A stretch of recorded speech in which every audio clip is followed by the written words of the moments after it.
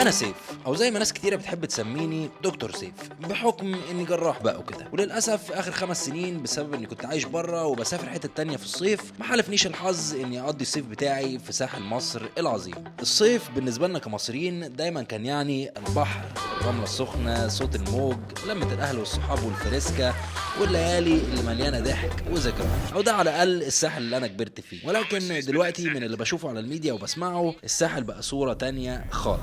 How much did you spend in Sahel today? أنا خايف جدا على الكوميونتي بتاعنا يا خالص. فخامة، حواجز وبوابات ما تتفتحش غير بالكيو ار كود، والموضوع قلب اكتر بفشخرة ومنظرة على الفاضي، وده يسمى الساحل الشرير. ولكني من كتر ما سمعت اكاذيب عن بلاد كتيرة سافرتها، قلت مفيش غير حل واحد، وهو اني انزل اخوض التجربة بنفسي. وعلشان كده قررت اعيش 24 ساعة كاملة ما بين الساحل الطيب والساحل الشرير من غير فلوس، واشوف الفرق بنفسي. وعلشان ناخد وجهة نظر ناس مختلفة، عملت لكم كومبو غريب. في التحدي هيبقى معانا صديقي مومو من صعيد مصر، وانا من القاهرة عادي، واخويا الصغير علي اللي عايش في كندا بقاله 10 سنين، وهو يعتبر ضيف الشرف علشان يبقى معانا ويدي رأي محايد من بره. مومو اصحى يلا. صحي ايه الوقت اتأخر؟ لسه كام؟ شوف كده الساعة 9 تقريبا. الدور بقى دلوقتي على اخويا الصغير علي. Good morning. Good morning sunshine. انت يا ابني اصحى اصحى يلا، قدامنا يوم طويل. قوم يلا قوم بسرعة يلا. هنبدأ دلع من الاول كده. ايوه كده. Good morning. يلا استحمى والبس وهنزل لك بعد شويه.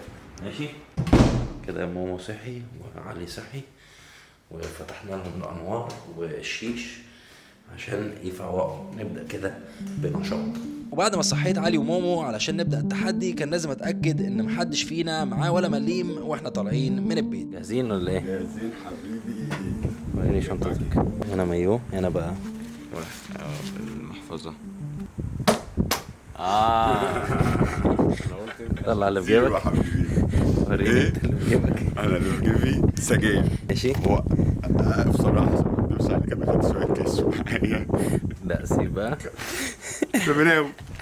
ومع ذلك هيجي حد يقول لي ما انت اكيد مخبي فلوس في الكيلوت. المهم قلنا بما اننا ناس شريره، فلازم ان احنا نبدا التحدي من الساحل الشرير. وطبعا الكل متفق ان عاصمه الساحل الشرير هي مراسي، ومراسي موجوده في مدينه سيدي عبد الرحمن. وخلينا حد من الاسره يوصلنا للنقطه دي بالظبط. يلا نبدا التحدي. حبايبي وصحباتي، اهلا بيكم في يوم جديد ومغامره جديده. النهارده التحدي بتاعنا بادي في مدينه سيدي عبد الرحمن، وطبعا زي ما قلت لكم لازم ان احنا نمشي على الروتس، فما ينفعش ان احنا نستخدم فلوس ولا كروت ولا ان احنا نستعين باصدقاء ولا اي حاجه من الحاجات دي. وطبعا احنا اوريدي معناش الفلوس اللي سيبناها في البيت، فما فيش بقى اوبشن معانا تماما غير ان احنا نعيش على كرم اهل سيدي عبد الرحمن والاماكن التانية اللي هنروحها. من غير كلام كتير خلينا نبدا التحدي بتاعنا. 24 ساعه في الساحل من غير فلوس.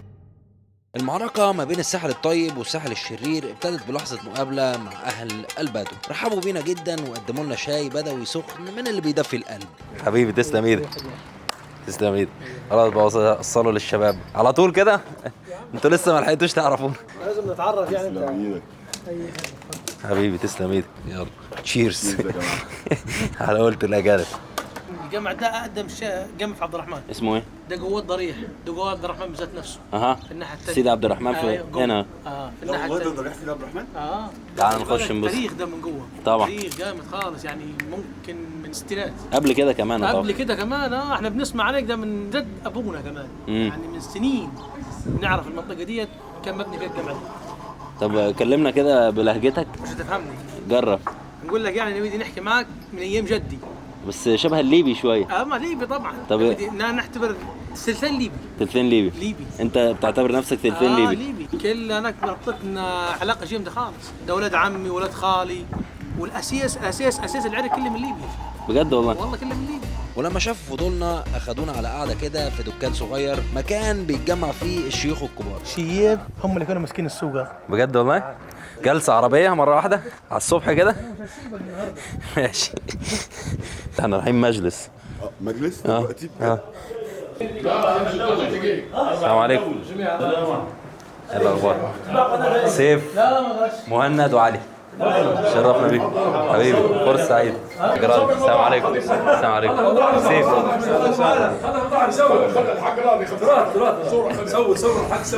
طب نخش معاهم بقى نصورك. صور كله. سمعنا ابو لوما، سمعنا ابو لوما. هناك الجو قلب هزار وضحك وبدأوا يفتحوا مواضيع معانا لدرجة ان حتى صاحبنا مومو لقى نفسه عامل اصحاب جداد من وسطهم. السلام عليكم، ازي حضرتك؟ السلام عليكم ابو علي، ازي حضرتك؟ الاخبار؟ السلام عليكم، ازي حضرتك؟ خذوا معاك حسن. دي على مرض يعني، كنت تعبانه كده. ماشي. والناحية التانية برضه نفس السنة. ده ايه بقى بتعملوها بايه؟ ساعات انا كنت شغال محار، فكر منك بالابره كده تطلع دم. ماشي. وبتعلم معاك ولا انت عاملها كده يعني؟ لا عملها لي واحد مخصوص. خدت بالي هو عامل اسد برضه. لا ده عياقه وده قله ادب.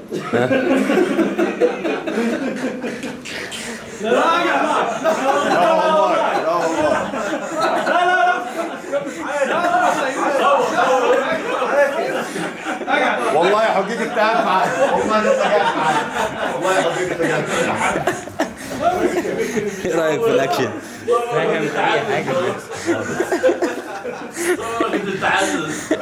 علي طبعا يا جماعه متلخبط خالص، مش فاهم حاجه، ولكن هي قعده جميله. الواحد ما كانش متوقع يبدا يومه بقعده في مجلس في سيدي عبد الرحمن. حتى علي يا جماعه في الرحله دي اكتسب عاده جديده. دي كوبايه رقم كام دي؟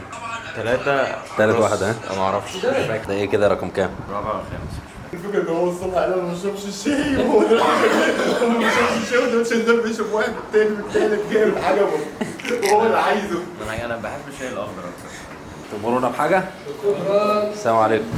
السلام عليكم. بعد ما قلنا لهم مع السلامه وكملنا طريقنا كان لازم ان احنا نواجه الساحل الشرير. الصحراء بقى كده. ها كده بقى من بعد الطريق بتاع القطر ده فتح معك بقى الصحراء 7 كيلو بالظبط. بعد كده مفيش سكان. بس قبل اي تحدي معدتنا كان الصراحه ليها كلمه. وقفنا نسال الناس فين نلاقي موز يملى بطننا شويه قبل الرحله ما تكمل. حبيبي حبيبي تسلم ايديك والله. احنا بس ما كناش عاملين حسابنا في فلوس، فهو عم محمود بتاعكم مالكم كده عيب حبيبي. ما اضحكش عليكم يا جماعه، بس الجو حر شويتين. انتوا عاملين ايه في الحر؟ انت ده عرق ده ولا ميه؟ لا دي ميه. دي ميه. هو حر يعني. استحمى كمان شويه. درجه الحراره كام مثلا دلوقتي؟ تقريبا 39 40 حاجه زي كده. حاجه كده. هو الساحل الشرير كده؟ انت عايز تروح فين؟ على ناحيه مراسي وكده. مراسي؟ لا بص هتطلع كده يمين. هنا مفيش. البوابه 3 هتلاقيها قدام. هو ده الساحل الشرير. المفروض يعني. ماشي.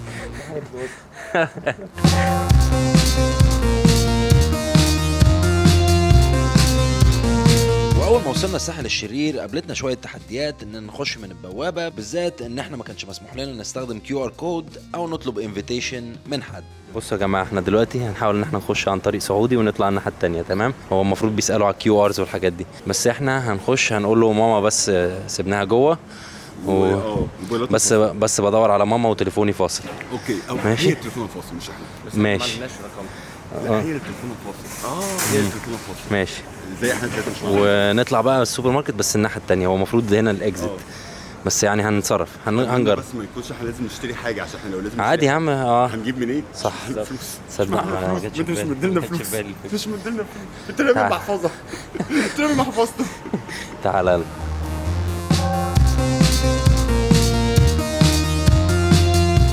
عندي ليكوا خبر مش احلى حاجه. قفلوا البوابه اللي هي من الناحيه دي. يعني هو زمان كان في بوابه بحيث انك تخش السوبر ماركت من الناحيه دي، فالظاهر دلوقتي علشان تخش السوبر ماركت لازم نيجي من المكان اللي احنا دخلنا منه. اوكي. احنا فنلف مضطرين ان نروح احنا عند نروح عند الكيو البوابه بتاع الكيو ار. انا يا جماعه اخر مره جيت هنا كان من حوالي 6 سنين، فلسه انا على السيستم القديم، فالظاهر ان الفكره اللي كانت في بالي مش هتشتغل. حاولنا مره والتانيه والتالتة. هيعمل اختار مع الكول سنتر يوضح ان هو ملوش ابلكيشن. تجربة فاشلة تلو الأخرى. وطبعا النط اوبشن، بس يعني اوبشن ايه لو احنا خلاص ميتين على الدخول، ولكن احنا لسه قدامنا 3 4 بوابات نجربها. احنا دلوقتي جربنا بوابه رقم 3 والبوابه بتاعه المول اللي هو اسمه امبوريوم. دلوقتي بنتمشى بقى رايحين بوابه رقم 2. المضحك بقى يا جماعه ان انا عادي معايا QR ومعايا الابلكيشن والحاجات دي كلها، ولكن مش عايز ان انا استخدمها، مش عايز احس كده ان انا داخل تنك، لا عايز اخش بمجهودي، لان معظم طبعا الناس اللي هتكون بتتفرج على الفيديو ده مش شرط معاها QR كود. فاحنا بنحاول ان احنا نعيشكم الاكسبيرينس اللي هتعيشوه لو انتوا جيتوا تخوضوا نفس التجربه. فلا الموضوع من غير QR صعب، يعني حاسس ان البحر قريب جدا ولكن مش عارفين ان احنا نوصل. احنا بنتمشى يا جماعه، لقينا شويه ميه نغسل بينا بس وشها في السريع، شويه امل. تستحمى ولا ايه؟ لا حرق دوري انا. خش يا حبيبي خش. تمام؟ ايوه حلو قوي. احنا هنقول له ان احنا تليفوناتنا سايبينها في العربيه ومعانا الكاميرا في العربية. طب احنا كده بالعربي ولا بالانجلش؟ لا انجلش وممكن انا اللي اترجم. ماشي. احنا انت الاول استغرب واحنا هنقول لك بالانجلش وانت بتترجم. مين اللي معاك بقى؟ مين اللي معاك؟ لا مش معايا. ما نعمل سكان؟ We don't have my phone. It's in the car. احنا الموبايلات مش هنا في العربية. لا عايزين حاجه نعمل سكان. No, we just exited in front of him. Yeah, just asking for the scan but طب نعمل ايه دلوقتي؟ تحتاجوا 3 QR كود. We don't have my phone. مش معايا الموبايل دلوقتي نعمل ايه؟ كده هتضطر تكلم اي حد من العمار او Tell him that معانا we just exit in front of him a few minutes ago. مش فاكر لما كنا لسه طالعين هطلع من الجيت. Did we get out from this gate؟ From this gate? مش فاكر لما كنا لسه طالعين من الجيت هنا. Did you have your phone with you? No, I left it in the car. I don't have my phone. We left it in. Tell him that our family is inside in the car. طب بص طب احنا كده اهلنا جوه كل حاجة. هو معاه الابلكيشن في العربيه؟ في الموبايل. معاه الموبايل في العربيه؟ ايوه الموبايل في العربية. هيعدي يروح يجيبه ويجي يفتح لكم. تمام. But the car is really far. كان مفتاح. They went to Verona. بحاول احل معاك. ماشي. واخيرا وبعد محاولات وساعات كتيره في الحر واحنا خلاص بنستسلم، فجاه جرب العربيه دي اخر واحده. يلا يا رب نتمنى يا جماعه دي اخر عربيه، احنا بقالنا حبه واقفين. بس ست. طنط ازاي حضرتك؟ انا رايحه جت 3. معلش احنا في الحر. لحظه زي ايه ده ما ورجوش. يا ابني مالك؟ ايوه لا هو في حاجات ورا. حطها في شنطه العربيه. حاضر. هو كون حراميه بس. لا خالص. شكلنا حرامي؟ اي حاجه حطوها ورا حطوها ورا. ده علي اخويا الصغير. اهلا بيكم. انتوا منين؟ احنا من مصر عادي بس هو عايش في كندا، انا عايش في براغ. كنت بعمل كده في القاهره بس الستات بقى اللي هم غلابه يعني. أيوة. زعقوا لي قالوا لي ده بجد والله عشان خطر وكده. بخاف. اصل احنا دايما لما نكون بالعربيه بنعمل كده برضه. هتخش ازاي دلوقتي؟ ما على حس حضرتك بجد؟ غالبا كده. مسؤوليه. حاضر لو في مشكله عادي نزلينا. خلاص هو شيك هو شافها. حتى بعد ما عمل سكان الQR كود هو مصعبين الدنيا. ها في امل يا جماعه، في امل. على الله ما حدش تاني يوقف. ايه كريم؟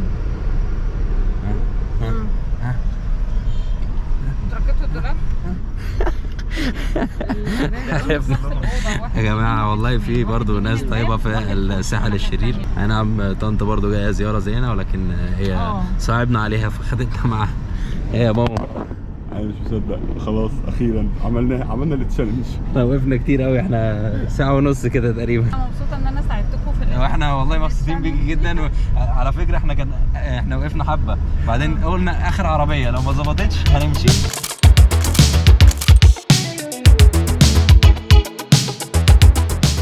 معاك مكان؟ ماشي. بس احنا مستنيين الجولف كار بقالنا كتير يعني. خش بولت A5 يا جماعه. اللي بيحصل 100 100. اساميكوا ايه بقى؟ عبد الرحمن. مين بولت؟ انت بولت؟ ماشي يا عم الطلقه.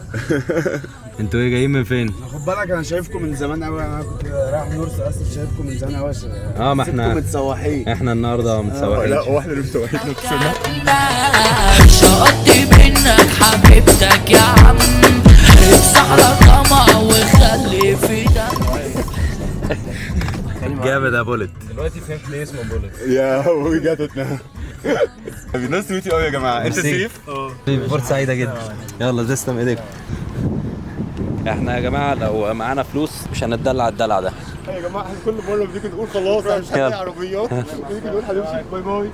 بولت A5 يا جماعه، بولت اندرسكور A5 ما شاء الله عربيه. لا وبولت سريع يعني ما لا يا جماعه احنا كل ما نيجي نقول خلاص احنا مش هنلاقي عربيات، يلا بينا نروح. يلا احنا نقول خلاص لما نيجي نبدا المره الجايه نقول خلاص من الاول.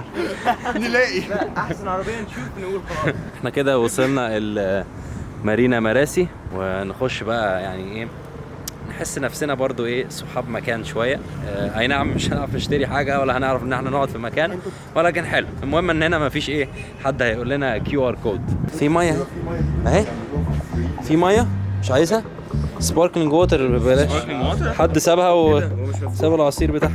طبعا هاخدها. برو السلام عليكم. بصوا هو طلب غريب، احنا لسه طالعين من البحر ووصلنا فلوسنا هناك بس عطشانين، فلو تدينا حتى يعني حنفيه من اي حاجه. يا رب ما يديناش في الكوبايه دي. هي الميه اصلا بكام؟ الميه مش مكتوب. ووتر ستيل ووتر ب 70 جنيه. يا هوب ميه هنا يا جماعه ب 70 جنيه، بس هو هيحط لنا تلج. بس بلاش علي انت تشربها عشان بطنك هتوجعك. ماشي تسلم ايدك. هو عندكم فلتر لان هو اجنبي فلتر كله فلتر 100 100. معلش هي المفروض الميه يعني هيومن رايت، ولكن بما اننا في مراسي وازازه الميه ب 70 جنيه فبالنسبه لنا دي حاسين ان هي لاكجري مش هيومن رايت. هيملى لنا كمان الازازه الكبيره، فهيبقى معانا ميه نمشي بيها شويه بقى لو مثلا ساعه ساعتين. بالظبط. والله عمري ما تخيلت ان انا هفرح بميه كتير قوي كده.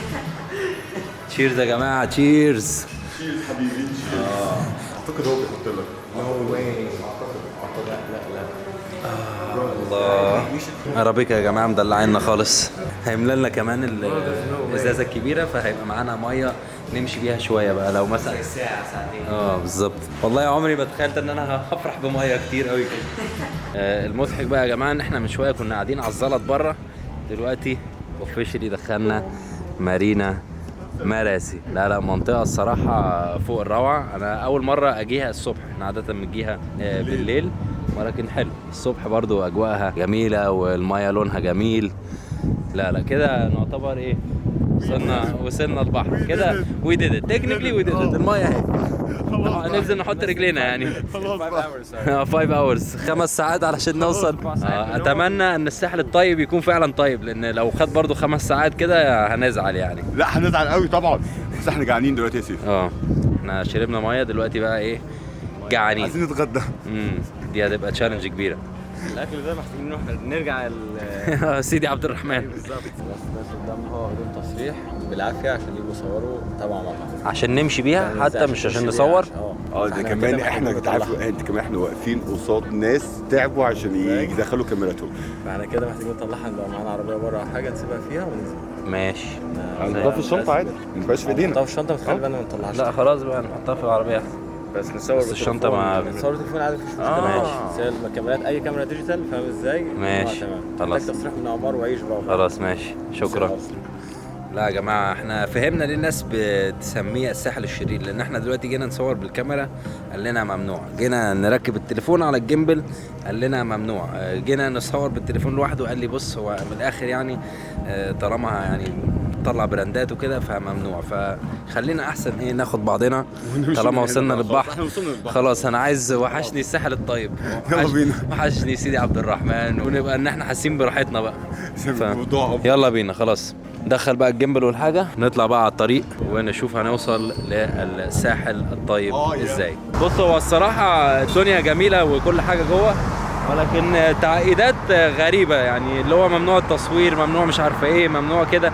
فالواحد ما بيحسش ان هو جاي يأجز وصيف وجاي يعمل اللي هو عايزه، لا كل حاجه برولز، كل مكان تروحوه لازم QR كود او تعدوا على ناس كتيره. فالروح بتاعه الساحل بتاع زمان مش موجوده قوي الصراحه، ولكن احنا اتبسطنا وقابلنا ناس جميله وكل حاجه. ولكن دلوقتي حان الوقت ان احنا بقى نتجه للساحل الطيب اللي هو تجاه ليبيا شويه. مش هنرجع للاتجاه بتاع اسكندريه لان الحاجات دي مزدحمه شويه. احنا هناخدكم بقى على الساحل الطيب قوي اللي هو ناحيه مرسى مطروح شويه او قريب من ليبيا. يعني اي حاجه بين هنا وليبيا تعتبر ساحل طيب. اكيد. يلا بقى نوقف عربيه لان ده هيبقى نوقف على السريع صح. بس فهموا بقى ان احنا معناش فلوس. طلع قدام شويه فين؟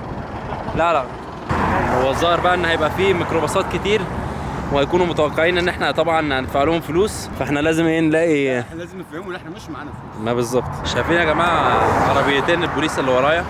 احنا لو في بلاد كتيره في العالم كان ممكن دلوقتي يتقبض علينا. يعني في ايطاليا مثلا ممنوع منعا باتا اللي احنا بنعمله، ان احنا نقف على الهاي واي دي ممنوع. فساعات الواحد برضو بيحمد ربنا ان هو في مصر. بس مش في مراسي. مش في مراسي.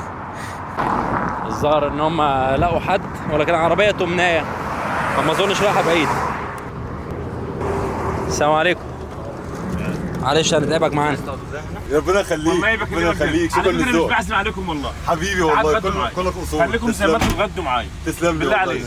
لا مش الدرجه دي. لا عادي والله ما في مشكله. الاكل جاهز. بص هتاكلوا ونمشي. حضرتك من سيدي عبد الرحمن ولا؟ لا. امال؟ بحيره. بحيره؟ اهلا بيك بجد. والله اهل الكرم والله. حبيبي انت طالع الكوبري صح؟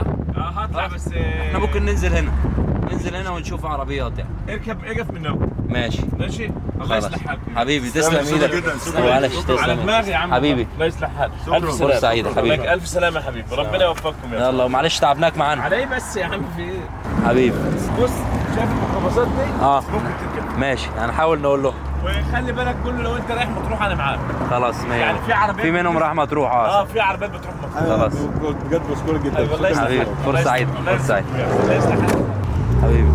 الله في انجاز كده ده كان عايز يغدينا يعني ما وصلناش مشينا بس يا دوب ربع ساعه بس يعني. لا بس حلو لا الراجل عرض علينا يعني. انتوا متخيلين يعني ده السور بتاع مراسي. انتوا شفتوا التعامل في مراسي وشفتوا اول ما طلعنا الشارع. لا الصراحه الشعب المصري يعني ما بيأثرش وين ما كان. انت ايه بتنام؟ لا جعان.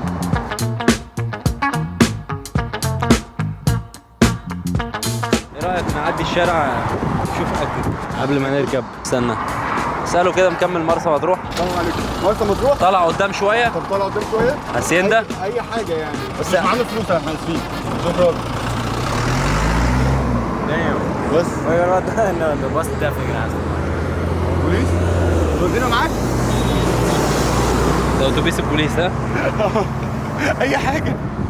طب بقول لكم ايه رايكم ان احنا نعدي الشارع ندور على اكل وبعدين نبقى نشوف بقى ايه. احنا بندور بس على فكره الدنيا لو ليلت مش هنعرف نهيتشايت بالطريقه دي خالص كده. هنضطر نبات في الشارع هنا النهارده في الجامع. لا هنلاقي بس احنا دلوقتي انت جعانين قوي. انا جعان. طب عايز تاكل ايه؟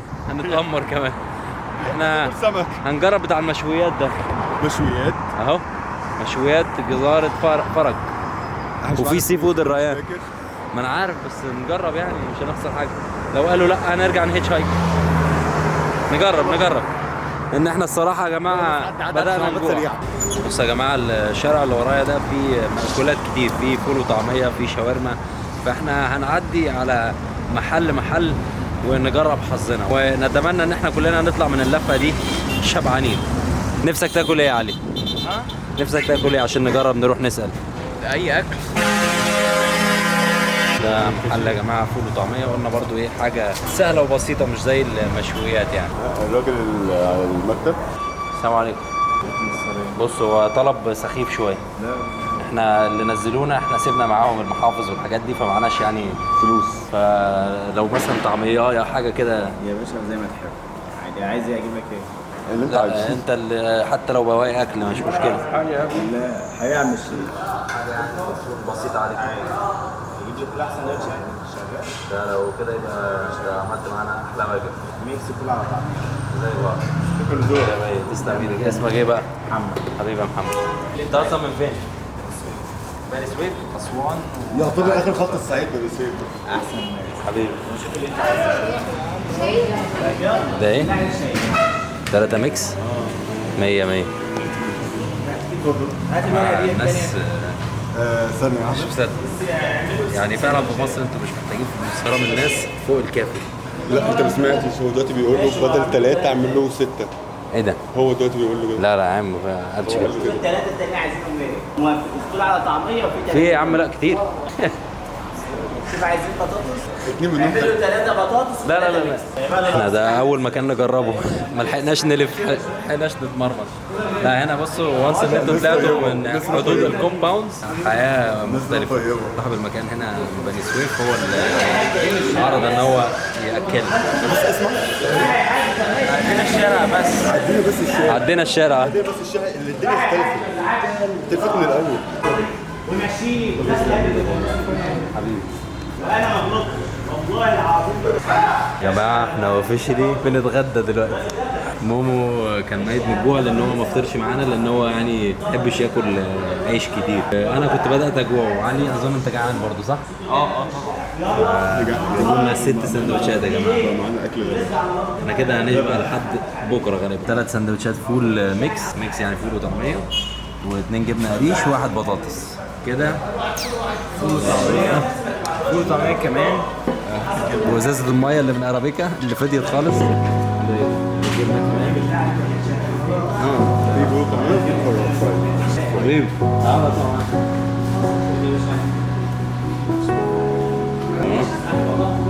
نعم علي يا جماعه لسه قايل لي حاجه جميله جدا. I will never take this for granted. Like فعلا الواحد لما بيعمل تشالنج زي دي بيبدا ان هو يقدر الاكل اللي عنده في البيت، الاكل اللي موجود في الثلاجه واحنا مش واخدين بالنا، التكييف، العربيه. فلا الصراحه بتبقى ريلايزيشن كده، بتحسوا واو انا عايش في نعمه. فالحمد لله على كل حال. والمهم بقى اكلنا، ناقص بس ان احنا نشرب كده او نحلي حاجه بسيطه ونروح طالعين على الهاي واي والى الساحل الطيب AKA اتجاه مرسى مطروح. والله محتاجين اي شيء. والله المهم ان هو معاك رقمه وهو شرفت بيه يعني ان شاء الله. يا باشا والله تنوروني، انتوا تشرفوني من غير اي حاجه. حبيبي شرفت بيك محمد صح؟ حبيبي شرفت بيكم يا دكتور، شرفت بيك يا استاذ معانا. اي حاجه والله بالله عليكم موجودين علينا. والله كتر الف خيرك يعني انتوا نورتونا الله يخليكم. كرمكم يعني.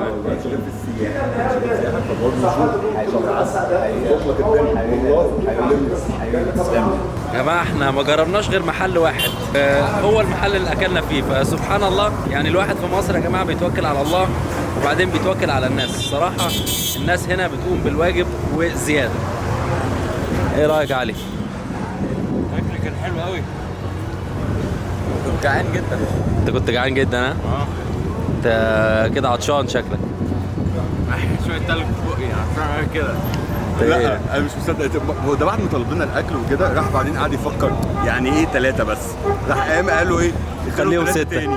فاهم؟ وانتوا عايزينهم ايه اصلا؟ ما تتعبونيش معاكم وانا مش هختار لكم، انتوا عايزين ايه؟ لا وده اول محل دخلنا نسال فيه يعني. احنا حتى يعني ما لفناش، احنا كنا عاملين حسابنا نعدي على محلات وبتاع. لا احنا الموضوع كان سريع جدا. داخلين دلوقتي على المغربيه والعربيات قلت شويه، مش عارف احساسي ان العربيات قلت صح؟ لا هي قلت كتير. فاحنا خايفين الدنيا تضلم ويبقى الموضوع اصعب. اوه شفت البنتلي دي؟ لونها خرافه. واللون جامد. لون جامد جدا. عجبني ان من هنا ميكروباصات تمنايه وبتاع، ومن هنا لامبورجيني وبنتلي وحاجات جميله الصراحه. عايز اقول لكم يا جماعه ان احنا مستنيين بقالنا تلت ساعه، ولكن دي تعتبر من اطول المرات اللي اعمل فيها هيتش هايكنج في مصر. يعني عاده في مصر بقى اول دقيقه اول دقيقتين اول كام دقيقه، ولكن ما اعرفش ليه هنا المنطقه دي بالتحديد مطوله معانا. ولكن حاسس ان احنا هنلاقي حاجه حلوه بعد شويه.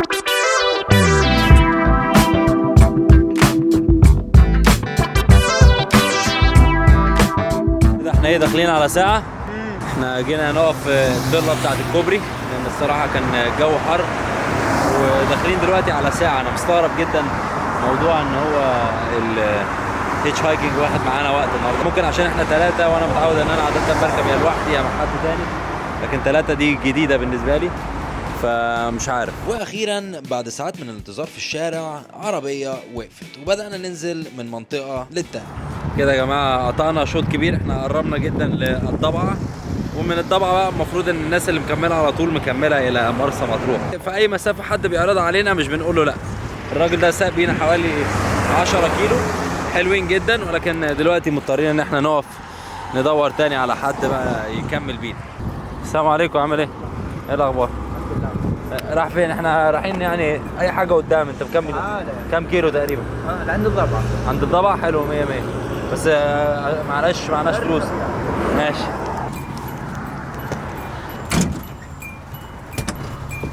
السلام عليكم. اسمك كريم؟ عبد الرحمن. عبد الرحمن حبيبي. شكلك من هنا سيدي عبد الرحمن ولا؟ من ضبعة. حبيبي اجدع ناس. ما فيش عصفور بيعادل صور، ده انا في المهنه دي دكتور، انا اسرع من الدبور. احنا كده وصلنا الضبعة، قطعنا شوط معقول يعني نص ساعة و40 دقيقة سواقة. وعبد الرحمن الصراحة يعني قاعد يدردش معانا ويحكي لنا بقى ان الخلايجة في كتير منهم بيجوا عشان يصطادوا الطيور عندهم هنا في الضبعة، فلا يعني تعرفنا برضو على الكالتشر بتاعتهم شوية. اول ما وصلنا الضبعة قابلنا راجل اسكندراني كان قاعد يريح من تعب الطريق، عرض علينا نركب معاه ووصلنا لاقرب نقطة في طريقنا. لقد نجحت المهمة، الراجل مكمل قدام لنا لسه قدامه شوية يعني، فاحنا شكلنا هنكمل معاه. الشاب الاسكندراني ممكن يبيع اهله عشانك. صح والله؟ والله العظيم. ليه بقى؟ هما كده جدعان، بحب الجدعان. واخد بالك؟ بس فيهم عرق الفاضي بقى، عرق ايوه بالك ده هو مش بحبه كده فيهم. بيتدنجل وبتاع. ده ما بحبش فيهم. يا سيف بص انا شكلي ايه. شعرك وقف؟ Bro, that was actually so fun. ده اول مرة طبعا. ها؟ بس هي اكتر حاجه بتضايقني عنها الحجر او الرمل. بيجي في وشك. ها؟ بتلسع. بس اتبسطت؟ اتبسطت جدا. انت شعرك وقف، وريني كده. بقيت افرو. يا لهوي. مومو طاقيته يا عيني طارت في الاكسبيرينس اللي فات ده، بس كانت واو. ات واز ورث ات، بس مش بتاعتي. بس الطاقية راحت في الهاي واي. يلا فداك يا عم. فده قريبي ماي كازن سيف حبيبي. سوري يا سيف، ماي كازن مش سيف ده. خلاص قربنا يعني، مش قربنا قوي، لسه قدامنا حوالي 100 كيلو، ولكن المهم ان احنا مشينا. عرفنا ان احنا نركب لنا عربيتين 3 لحد دلوقتي، وعمالين نحاول اهو نشوف عربيات تانية، بس الدنيا ليلت فالموضوع هيختلف شويه دلوقتي. السلام عليكم. واحنا مكملين قدام شويه بس احنا معناش فلوس. بس عادي مش قصة فلوس، تعال لحد الكوبري الجاي النفق. الكوبري اللي هو بتاع راس الحكمه؟ لا النفق. نفق؟ كام كيلو تقريبا؟ عمرنا 3 كيلو. طب حلو جدا. تسمح نيجي معاك؟ يا عم اركب بس. تعالى يا ماما. رايحين لحد فين انتوا؟ احنا رايحين سيدي حنيش. بس من بره مش داخلين جوه. اوديك لحد ما بالظبط كده ولا يهمك. عايز صورة بس. ماشي يا عم. تصورك. لسه ما ماشي. تحب تصور ولا ايه؟ اسمك ايه مبدئيا؟ بس انا عندي كاميرا دي. اسمي عادل. عادل حبيبي، عادل فرصة سعيدة. صورة بكام صورة؟ لا مفيش كام. عادي. طب عندي فكرة بس لا مش هدفعك اكيد. شغالين فين انتوا طيب؟ لا بس احنا يعني هواة، فمش الصورة ممكن مش هتطلع صور كده عشوائية مثلا؟ بالظبط. فيديو يعني، احنا بنصور فيديو اكتر. واحنا مسافرين كل الناس كانت بتقول لنا لازم تروحوا مكان اسمه النجيلة. بصراحة ما كناش متخيلين ايه اللي مستنينا هناك، بس لما وصلنا الموضوع كان مختلف تماما. حبيبي تعشى معانا؟ الله يخليك والله. الله يخليك يا عم، كفايه ان احنا تعرفنا عليك. والله صح. حبيبي تسلم. كلك ذوق والله جد. حبيبي حبيبي. عارف والله. تسلم حبيبي. ده ما بيسيبوش حد معدي غير لما يتعرف عليه. لو كله بيقول لك تعالوا تعشوا معانا، حتى لو هم يعني مستعجلين وعايزين يمشوا، بس يقول لك تعالى اشرب شاي. تعالى اشرب شاي بالظبط. عندنا في الصعيد تعالى اشرب شاي. بس حصلت حاجه ما كناش متوقعينها. قابلنا راجل امريكي هناك اتعرفنا عليه وقعد يحكي معانا. I'm from America. I was born here, but I went to America. You're born here. So you're Egyptian. I was living in France before I come here. Okay. ولما قلنا له ان احنا بنلف في المدينه ابتسم وقال جمله غيرت الرحله كلها. On this side of the street, Yes. there's a tall building that's blue and purple. Okay. And then behind it, on the same street, is a building that's green and white. في هنا واحد كل الناس تعرفه، شبهكم جدا، تعالوا اعرفكم عليه. He lives in the one-story houses behind those buildings. السلام عليكم. Oh, you speak Arabic? اكيد. يس. Oh, okay. Sure. انت مصري؟ مصري. مصري كمان. كلنا مصريين. بتكلم عربي فلوينت برضه. بتكلم عربي. أوكي. موجود في مصر بس رحت امريكا وانا عندي 5 سنين. محمد جودة صديقي. جميل جدا. أول ما تعرفت على محمد جودة أخذته معي البيت عندي. Yeah, he lived with بعدين him for a محمد. couple nights. محمد جودة وبعدين قبل ده اه تعرفت على ده. خلاص انتوا بقى. بقى 3. شفت مش عارف انا بس بيتكلموا عربي مصريين حبايبي مصريين. تعالوا اشربوا حاجه. تسلم لي. تعال تسلم لي. هنقعد بقى معاك. تعال اقعد. تعال اقعد شويه ريح بس. ماشي احنا مش أكيد مستعجلين. تعبان. لا مش مستعجلين. عادي احنا اهلا وسهلا. السلام عليكم. اخبار سيد فرصة سعيد زحلة حبيبي كله تمام. السلام عليكم. اتفرجوا على فيلم ايه ده؟ اجنبي. فيلم اجنبي ما تعرفش اسمه؟ ولا انا اعرف اسمه. انت وانت اللي يشرب ميه النجيله ما ينساهاش خالص. ميه النجيله ولا ميه النيل؟ لا ميه النجيله. سيبك من ننسى عجرب. قلتها لمحمد جوه المربوع اللي عندي دلوقتي بيقولها لي. جه سكن هنا وخد شقه هنا وقعد وجايب لي الاستاذ ده. محمد اللي هو انت بتقول بتاع العجل. بتاع الفسبه ده. بتاع الفسبه؟ ماشي. الفسب جايب 3 وعجلة وايه الدنيا. عايز يعمل لي بص عايز يعمل ينظف الشوارع. مش عارف ينظفها ازاي. يجيب ناس وينظفها. تعال اتفضل. لا نتعرف عليه بقى. How many rides did you hitch to get here? 6 or 7. 6 or 7. Yes, it was long. ركبوا مع 6 أو 7 عربيات غير بعض عشان يوصلوا من القاهرة لهنا. تعملوا كده؟ ايوه. ممكن أنا أروح معاهم أوصلهم عند محمد؟ لا ما نتعبكش خليك مكانك وانا اللي موديك. بجد؟ تعب نفسك ليه؟ أنا مش تعب. لا خليك مكانك. نروح مع بعض نروح. لا تتعب نفسك. اسمعني انت عامل عملية قلب وبتاع خليك مكانك. بجد ما شاء الله عليك. شربت القهوة؟ مش فاهم اي حاجه من اللي بتحصل ولكن احنا ماشيين ورا الناس. هم عمالين يقولوا انت هتبات عندي لا هتبات عندي. احنا لسه متعرفين عليهم يا جماعه هنا في القهوه على الناصيه والله يعني لسه ما لحقناش. ومن هنا بدات الحكايه واهل البلد كلهم وقفوا معانا وساعدونا ان احنا نوصل. هو ده بقى الساحل الطيب الجميل.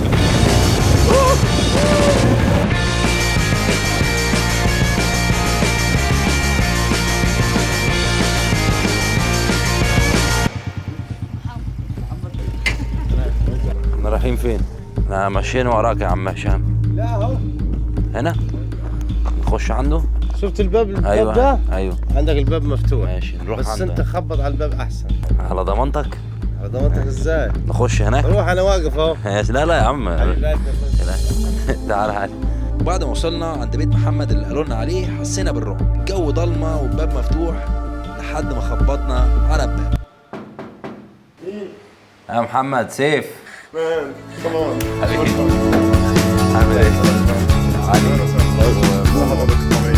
وده محمد اللي كل الناس كانت بتكلمنا عنه. شاب في اوائل الثلاثينات ساب شغله في بلجيكا علشان ينشر ثقافة العجل هنا. قعدنا نحكي الليل كله ونهزر لحد ما قال لنا هاخدكم بكرة في مغامرة خطيرة.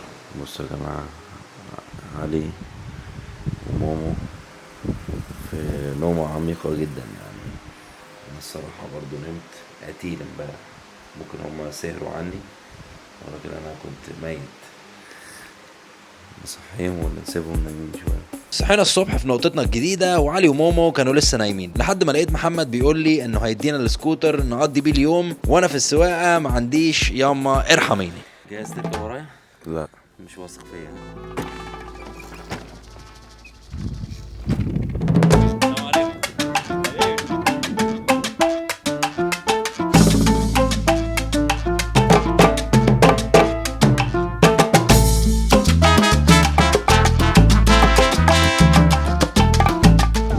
دلوقتي معدين في السوق بتاعهم اللي هو المفروض بيبيعوا فيه بنادق زي ما انتم شايفين حاجات صيد وحيوانات واي حاجه تتخيلوها موجوده هنا.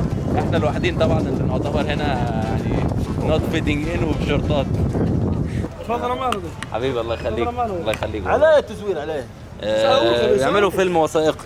عايز تطلع ولا ايه؟ عارف انا لازم يسالوك ولازم يقول لك ماشي فيلم صح مزيك تقول لي ماشي صح عايز تطلع معانا فيديو؟ معاك من القاهره ماشي يلا نور حبيبي. من القاهره؟ من القاهره صح. مرحبا حبيبي غدا معانا. الله يخليك الله يخليك والله. غدا يا راجل واجب علينا نغدوه. الله يخليك والله. ما ينفعش كده والله. المره الجايه حبيبي تسلم ايديك. واخد بالك ان 3/4 العربيات عليها صوره صدام حسين؟ بيقول لي هنا رمز الرجوله. وايه اللي بيحصل بالظبط يا ماما؟ احنا جينا دلوقتي السوق الشعبي هنا جايين نفطر. فطاركم ايه بقى؟ فول وطعميه وكده؟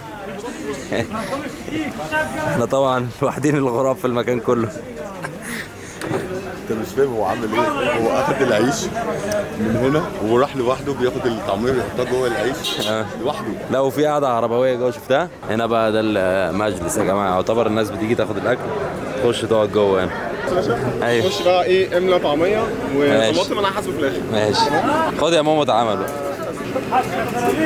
المفروض ان احنا واقفين في اللاين هنا، نخش نملى العيش اللي احنا خدناه من هنا، نحط فيه بقى اللي احنا عايزينه، عايزين طعميه عايزين فول، خشوا على طول كويه حطوا الطعميه وتعملوا اللي انتوا عايزينه بقى. ماشي يا عم بص هنا جوه بيقول لي صورني كاني ما ادري. جامد حبيبي اخد الاكل حلو قوي 100 100 الطعميه عندكم. ده انت الوحيد الغريب اللي هنا، انت عايش معاهم كده كل يوم؟ ده انت بالنسبه لهم الين. انت لو فضلت تتكلم مع كل واحد انت مش هتمشي.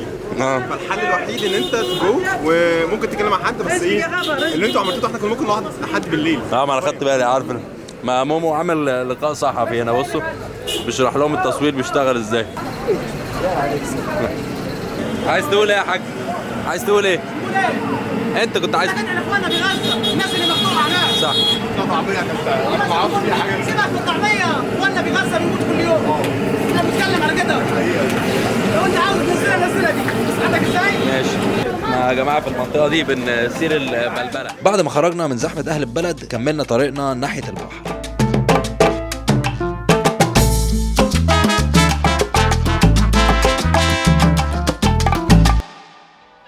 وبعد تعب 24 ساعة كاملين أخيرا وصلنا لهدف. مفيش غيرنا، مفيش حد بقى يقول لي QR كود، مفيش حد يقول لي اونر ولا فيزيتور. البحر يا جماعة بتاع ربنا وبتاعنا، البحر يا جماعة بتاع ربنا لينا لوحدنا. بص أول الشط حد آخره. ايه رأيك يعني في البحر الجميل؟ جميل جدا، فظيع. أول مرة طبعا تشوف بحر مفتوح كده في مصر. ها؟ مصر ايوه. صلى يا مامو. والله بدأت أكدب بجد أنا امبارح للنهارده. ايه ده يا جماعه؟ ايه ده؟ اختلاف. لا كونتراست رهيب من العربويه اللي قعدنا معاهم، المراسي اللي دخلناها بالعافيه، للسكوتر. لا اكسبيرينس يا جماعه الصراحه. الساحل الشمالي مليء بالقصص. ايه ده؟ ببلاش.